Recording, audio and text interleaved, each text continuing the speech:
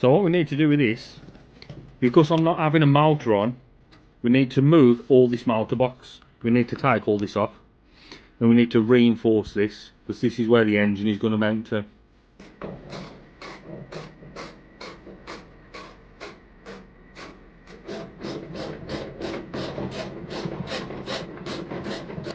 So that's all the nuts off, but it does look like there's resin in there. So if I just point,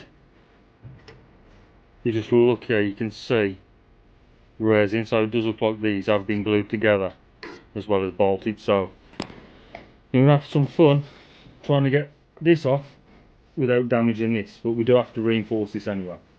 So I'm going to carry on getting this off. We'll come back in a bit.